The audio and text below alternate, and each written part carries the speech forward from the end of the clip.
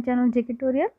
आज हम करेंगे क्लास 9th के साइंस का chapter 3 that is atoms and molecules, जिसमें हमारा आज का टॉपिक होगा लॉ ऑफ केमिकल कॉम्बिनेशन। लेकिन उससे पहले जो मेरे चैनल पे न्यू है, मेरी वीडियो को फर्स्ट टाइम देख रहे हैं, तो प्लीज़ इसे सब्सक्राइब करना ना भूलें। चलिए स्टार्ट करते हैं एटम्स एंड मॉलिक्यूल्स। तो जो हमारे एंशियंट पुराने इंडियंस थे और ग्रीक फिलोसफर थे, वो भी ये सोच के बहुत हैरान होते थे कि उनको कुछ अननोन चीज़ें हैं, जो अनसीन मैटर भी हैं, मैटर की फॉर्म है, जिनके बारे में उन्हें अभी तक पता ही नहीं है। मीन्स उनको भी ये थिंकिंग थी कि कुछ ना कुछ है जो अननोन है हमारे लिए और जो हमने देखा भी नहीं है। किसके बारे में? मैटर के बारे में। क्योंकि मैटर के बारे में हम डिस्कस किया है आपके चैप्टर फर्स्ट में भी, चैप्टर सेकंड में भी। लेकिन हमारे जो एंशियंट इंडियन ग्रीक और फिलोसफर थे, वो भी ये सोच रहे थे कि अभी भी कुछ लेफ्ट है जो हमें पता नहीं है।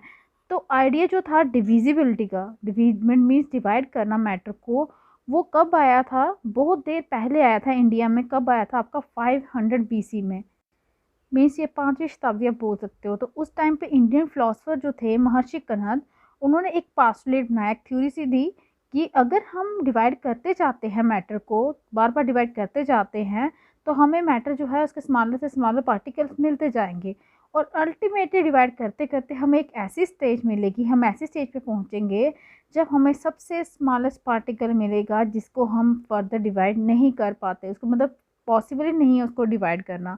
और उन्होंने उस पार्टिकल का नाम क्या दिया? परमाणु। याद रखिए, एटम का जो पहली बार नाम दिया गया था एंशिएंट इंडियन और ग्रीक फिलोसफर के द्वारा, वो क्या था? परमाणु। फिर वो इंडियन फिलोसफर थे पाकुदा कतयामा, उन्होंने इसी को थोड़ा सा चेंज करके ये बोला कि ये नॉर्मली जो ये पार्टिकल्स हैं, ये परमाणु जिसको नाम दिया गया है, ये एग्जिस्ट करते हैं कंबाइंड फॉर्म में। किसकी? फॉर्म्स ऑफ मैटर की। मीन्स ये एटम हमें अकेले नहीं मिलते हैं, ये किसी कंबाइंड फॉर्म में मिलते हैं मैटर की।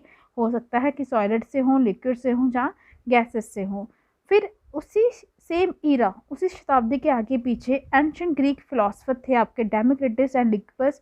उन्होंने सजेस्ट किया कि अगर हम मैटर को डिवाइड करते जाते हैं तो एक ऐसी स्टेज आएगी जब पार्टिकल जो हमें ऑब्टेन, ऐसा पार्टिकल हमारे पास आ जाएगा डिवाइड करते करते, जिसे हम फर्दर डिवाइड नहीं कर पाएंगे।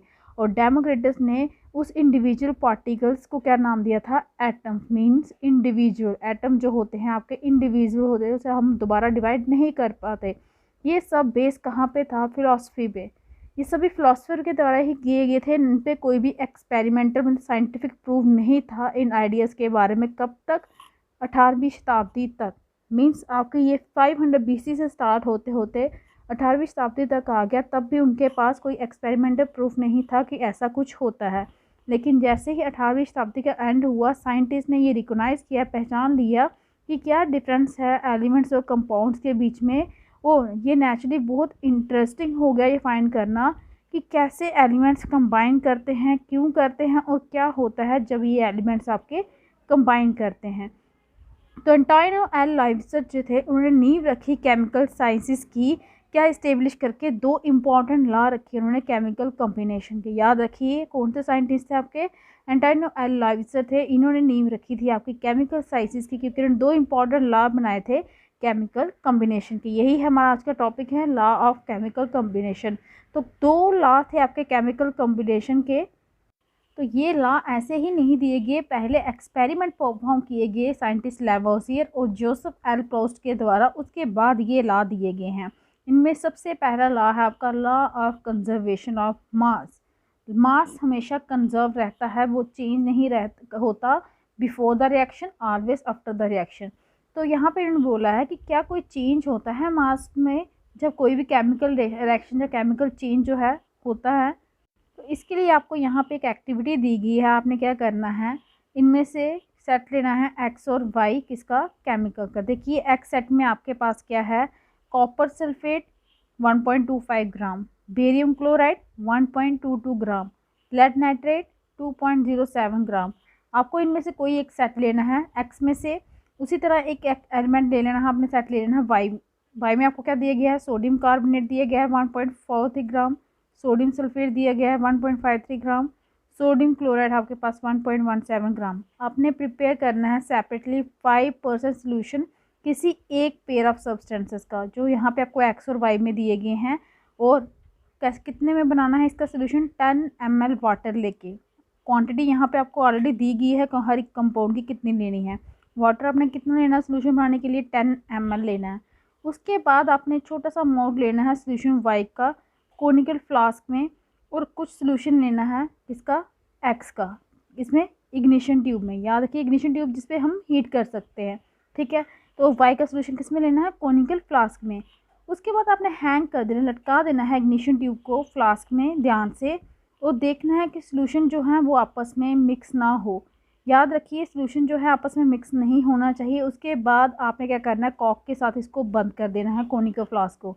ये कोनिकल फ्लास्क के अंदर किसका सोल्यूशन है, वाई सेट का। ट्यूब के इग्निशन ट्यूब के अंदर किसका सोल्यूशन है, आपका एक्स का, ठीक है। ये इग्निशन ट्यूब है, ये आपका कोनिकल फ्लास्क का, और ये ऊपर से कॉक के साथ इसको बंद कर दिया गया है। देन आपने क्या करना है, वेट करना है फ्लास्क का, जो उसमें जो भी आपने एलिमेंट डाले हैं, इग्निशन ट्यूब डाली है, उनके साथ ही आपने वेट करना है। अब आपने क्या करना है, टिल्ट करना और स्विल करना है फ्लास्क को, ताकि जो सोल्यूशन है आपके एक्स और वाई के क्या हो जाए, मिक्स हो जाए। हिलाना है उसे थोड़ा सा। उसके बाद फिर से क्या करना है, वेट करना है। क्या होगा, कोई रिएक्शन होगी फ्लास्क के अंदर। आप क्या सोचते हो कि केमिकल रिएक्शन जो है वो हुई होगी। Why should we put a कॉक on the mouth of the flask, हमने फ्लास्क को बंद क्यों किया है कॉक के साथ।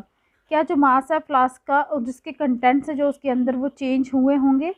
तो यहाँ पे है कि लॉ ऑफ कंजर्वेशन ऑफ मास ये हमें बोलता है कि मास ना ही क्रिएट होता है ना ही डिस्ट्रॉय होता है किसी भी केमिकल रिएक्शन के द्वारा। कहने का मतलब यहाँ पे भी रिएक्शन हुई होगी, जब हमने कोनिकल फ्लास्क को हिलाया होगा, अंदर एक्स और वाई का सोल्यूशन आपस में मिक्स हुआ होगा, तो रिएक्शन हुई होगी, लेकिन मास में कोई चेंज नहीं आया। जो आपने वेट किया होगा फ्लास्क का बिफोर द रिएक्शन, वही वेट होगा फ्लास्क का आफ्टर द रिएक्शन। तो यही कहता है आपका लॉ ऑफ कंजर्वेशन ऑफ मास, कि मास किसी भी रिएक्शन के अंदर जितना बिफोर द रिएक्शन होता है उतना ही आफ्टर द रिएक्शन रहता है, उसमें कोई चेंज नहीं आता। देन आपका नेक्स्ट लॉ है लॉ ऑफ कांस्टेंट प्रोपोर्शन। इसमें क्या कहते हैं, लवाइजर जो साइंटिस्ट थे, साथ में उनके और भी साइंटिस्ट थे, उन्होंने नोट किया कि बहुत सारे जो कंपाउंड हैं वो किसके बने होते हैं, दो या दो से ज़्यादा एलिमेंट्स के। आपको भी पता है जब हम कंपाउंड बनाते हैं, जैसे कि आपका सोडियम क्लोराइड NaCl 2 एलिमेंट्स का बना हुआ है, उसी तरह बहुत सारे कंपाउंड होते हैं जो दो या दो से ज़्यादा एलिमेंट्स के बने होते हैं। और ऐसे कंपाउंड में क्या होते हैं, चाहे सेम एलिमेंट होते हैं, लेकिन प्रोपोर्शन रेशियो जो होता है हमेशा सेम रहता है। याद रखिए ऐसे कंपाउंड जिनमें सेम एलिमेंट होते हैं उनमें रेशियो जो प्रोपोर्शन होता है, मात्रा होती है उसमें एलिमेंट्स की, वो सेम होती है। चाहे वो कंपाउंड कहाँ से भी आ रहा हो, कोई भी उसे मतलब प्रिपेयर कर रहा हो, रेशियो उसमें सेम रहता है। जैसे कि आपको पता है कंपाउंड आपका है वाटर का, कैसे बनता है वो, H2O हाइड्रोजन और ऑक्सीजन के साथ, ठीक है। तो जो मास है आपका हाइड्रोजन का to the mass of oxygen का, दोनों का जो रेशियो है वो हमेशा 1:8 ही रहता है। चाहे पानी आपका कहीं का भी हो, रिवर्स का हो, लेक्स का हो, ओशियंस का हो, जो वाटर के अंदर H2O हाइड्रोजन और ऑक्सीजन के मास का रेशियो है वो हमेशा 1:8 ही रहेगा। इसलिए अगर हम 9 ग्राम वाटर को क्या करते हैं, डिकम्पोज करते हैं, ब्रेक करते हैं, तो उसमें 1 ग्राम आपका हाइड्रोजन होगा और 8 ग्राम जो है ऑक्सीजन का, वो हमेशा हमें मिलेगा ही मिलेगा, क्योंकि ये इसी रेशियो में प्रेजेंट है वाटर के अंदर। उसी तरह अमोनिया, नाइट्रोजन, हाइड्रोजन ये भी प्रेजेंट होते हैं कौन से रेशियो में, 14:3 बाय मास। कोई भी मेथड हो, कोई भी सोर्स हो, जहाँ से आप इसको चाहें प्रिपेयर करें, जब आपका अमोनिया बनता है, अमोनिया आपका बनता है NH3 के साथ, NH4 के साथ भी बनता है, ठीक है। तो आप में उसमें हमेशा क्या होता है कि रेशियो क्या रहता है, नाइट्रोजन हाइड्रोजन का हमेशा 14:3 रहता है, चाहे आप जिस मेथड से भी अमोनिया को प्रिपेयर करेंगे। इससे हमें क्या पता चलता है, यही हमारा लॉ ऑफ कांस्टेंट प्रोपोर्शन है, जिसे हम लॉ ऑफ डेफिनेट प्रोपोर्शन भी कहते हैं। ये लॉ किसने दिया था, प्रोस्ट ने दिया था, साइंटिस्ट थे। इन्होंने क्या कहा कि केमिकल सब्सटेंस के अंदर जो एलिमेंट होते हैं, प्रेजेंट होते हैं, वो हमेशा उनका डेफिनेट प्रोपोर्शन होता है, मीन्स फिक्स प्रोपोर्शन होता है बाय मास। उनकी मास की जो क्वांटिटी है, रेशियो है, वो कभी भी चेंज नहीं होगा, चाहे सोर्स जो भी हो, चाहे जो भी उसे प्रिपेयर करे। नेक्स्ट जो प्रॉब्लम फेस की गई थी साइंटिस्ट के द्वारा, वो ये थी कि उन्हें एप्रोप्रिएट एक्सप्लेनेशन जो देनी थी इन लॉज की, मीन्स उनको एक्सप्लेनेशन तो देनी थी, लेकिन एप्रोप्रिएट मीन्स एग्जैक्ट एक्सप्लेनेशन देनी थी इन लॉज की। तो ब्रिटिश केमिस्ट थे जो जॉन डाल्टन, उन्होंने प्रोवाइड की बेसिक थ्योरी किसके बारे में, नेचर ऑफ मैटर के बारे में। तो डाल्टन ने पिक किया आइडिया, उन्होंने ही आइडिया उठाया किसका, डिविजिबिलिटी ऑफ मैटर का, जो कब उठाया गया था, फिलोसफर ने उठाया गया था। जस्ट फिलोसफी की तरह ही उन्होंने भी उठाया। उन्होंने क्या बोला, name atoms, he took the name atoms as given by the Greeks, जो कि ग्रीक के फिलोसफर ने नेम दिया था ना एटम अनडिविजिबल पार्टिकल को, उन्होंने उसी नाम को उठाया और कहा कि जो स्मॉलेस्ट पार्टिकल है मैटर का वो एटम्स ही होते हैं। इन्होंने भी जस्ट फिलॉसफी के बेस से ही बोला। उनकी जो थ्योरी थी वो बेस किस पे थी, लॉ ऑफ केमिकल कम्बिनेशन पे। लेकिन इन्होंने अपनी जो थ्योरी दी थी, चाहे फिलोसफिकल थ्योरी दी थी, लेकिन वो बेस किस पे थी, लॉ ऑफ केमिकल कम्बिनेशन पे। डाल्टन एटॉमिक थ्योरी ने हमें एक्सप्लेनेशन दी किसकी, लॉ ऑफ कंजर्वेशन ऑफ मास, साथ में लॉ ऑफ डेफिनेट प्रोपोर्शन में। डाल्टन की थ्योरी से ही, डाल्टन ने जो हमें एटॉमिक थ्योरी दी थी उनकी वजह से हमें एक्सप्लेनेशन पूरी हो गई law of conservation of mass की और लॉ ऑफ डेफिनेट प्रोपोर्शन की। क्योंकि according to Dalton atomic theory में उन्होंने क्या बोला था, सारे के सारे मैटर जिसमें एलिमेंट भी आता है, कंपाउंड भी आता है, मिक्सचर भी आता है, वो किसके बने होते हैं, स्मॉल पार्टिकल्स के बने होते हैं, जिसे हम क्या कहते हैं, एटम्स कहते हैं। याद रखिए, डाल्टन एटॉमिक की थ्योरी ने कहा था सारे के सारे मैटर, चाहे वो एलिमेंट हो, कंपाउंड हो या मिक्सचर हो, वो किसके बने होते हैं, सबसे smallest particle that is atom के बने होते हैं। और उनके पास्टलेट इसकी थ्योरी के मेन पॉइंट क्या थे, सबसे पहले था our matter is made up of very tiny particle, जितने भी मैटर हैं वो छोटे छोटे पार्टिकल्स के बने होते हैं, जिसे हम एटम्स कहते हैं। और ये एटम भी पार्टिसिपेट करते हैं हमारी केमिकल रिएक्शंस के अंदर। एटम्स जो हैं क्या होते हैं, वो इंडिविजुअल पार्टिकल्स हैं, जिन्हें ना ही हम क्रिएट कर सकते हैं ना ही डिस्ट्रॉय कर सकते हैं केमिकल रिएक्शन के द्वारा, क्योंकि एटम इतना छोटा इंडिविजुअल पार्टिकल है कि हम उसे खुद ना ही बना सकते हैं ना ही हम उसे डिस्ट्रॉय कर सकते हैं किसी भी केमिकल रिएक्शन के द्वारा। एटम जो होते हैं किसी गिवन एलिमेंट के, वो हमेशा सेम होते हैं, उनका मास सेम होता है, उनकी केमिकल प्रॉपर्टी भी क्या होती हैं, सेम होती हैं। फॉर एग्जांपल अगर आप हाइड्रोजन का एटम ले रहे हो तो हाइड्रोजन के सभी एटम्स आपस में क्या होंगे, सेम होंगे, उनका मास सेम होगा, उनकी केमिकल प्रॉपर्टीज भी सेम होंगी। एटम जो है डिफरेंट एलिमेंट के, उनके अलग अलग मास होंगे, उनकी अलग अलग केमिकल प्रॉपर्टीज होंगी। एटम जो है कंबाइन करते हैं ratio of small whole number में। याद रखिए, एटम हमेशा होल नंबर के रेशियो में कंबाइन करते हैं, क्या बनाने के लिए, कंपाउंड बनाने के लिए।